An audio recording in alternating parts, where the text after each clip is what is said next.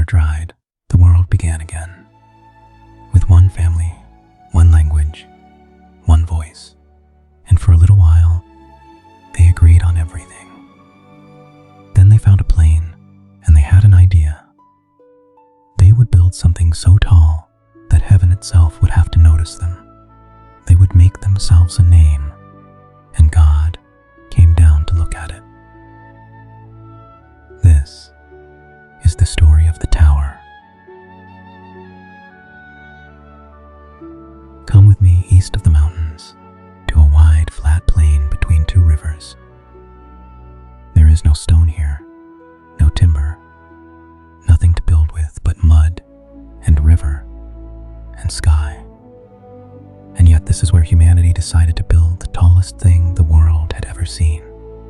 Watch what they wanted. It's the same thing we want, and the whole earth was of one language and of one speech. Think of what that means. No misunderstanding, no translation, no stranger. Every person you met could finish your sentence. And it came to pass, as they journeyed from the east, that they found a plain in the land of Shinar, and they dwelt there. They found it, and they stopped. And that word, dwelt, is where the trouble starts, because God had told them to fill the earth, and they said one to another, "Go to, let us make brick and burn them thoroughly." And they had brick for stone, and slime had they for mortar. They had no stone, so they invented one. They took the mud under their feet and fire and made a thing harder than the ground it came from. And it worked. It always works. That is exactly the danger. And then they said the sentence this whole story turns on. "Go to, let us build us a city and a tower, whose top may reach unto heaven, and let us make us a name, lest we be scattered abroad upon the face of the whole earth. Not let us worship, not let us obey. Let us make us a name, lest we be scattered." Do you hear the fear underneath the ambition?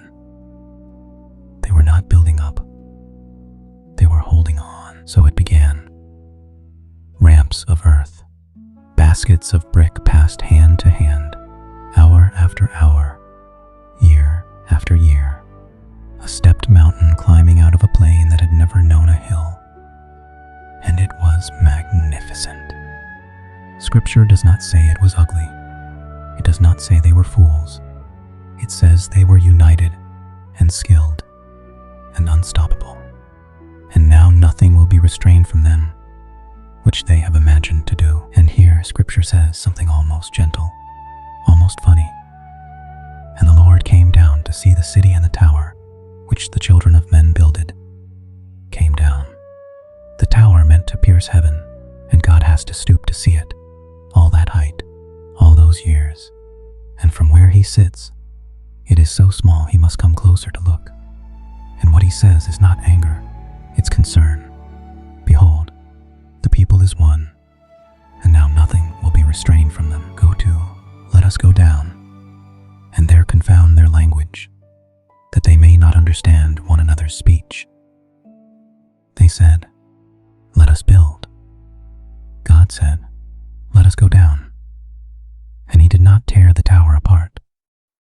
He did not throw fire. He simply took away the one thing holding it up. A man calls for a brick and hears noise.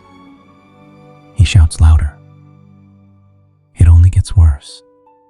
Not one stone was struck, and the whole thing stopped. So the Lord scattered them abroad from thence upon the face of all the earth, and they left off to build the city. The very thing they built to prevent is the thing that happened. Therefore is the name of it called Babel, because the Lord did there confound the language of all the earth. They wanted a name. They got one. Babel. Confusion. But look closer, because scattering was never only judgment. It was the command they refused, finally obeyed. Go, fill the earth, was not ending them. He was sending them. And then the chapter does something strange. After all that noise, it goes quiet and starts listing names. These are the generations of Shem. Name. And God had been keeping one all along. The list walks down through the years to a man called Terah and to his son, and that son's name was Abram. And in the very next chapter, God says to him, I will make thy name great. They seized a name and lost it. He was given one, and the whole world changed. Here's what Babel asks you and me. What are you building so that people will finally say your name? We all have a tower, a career, a platform, a number, something we are stacking brick by brick, hoping it gets tall enough that we'll feel like we matter. And the mercy of God is that sometimes He confuses it. Sometimes the thing you were building stops making sense and it feels like ruin. But He may not be ending you. He may be sending you, because you don't have to build a name. You already have one. He knows it. He's known it the whole time. If this stirred something in you, like this video so more people can find it, and subscribe. We're walking through the whole of Scripture, one story at a time. And if you know someone building something to prove they matter, send them this. Let them know their name is already known. The tower stands unfinished. The nations go their separate ways. But God is not finished making names. And in a city called He is about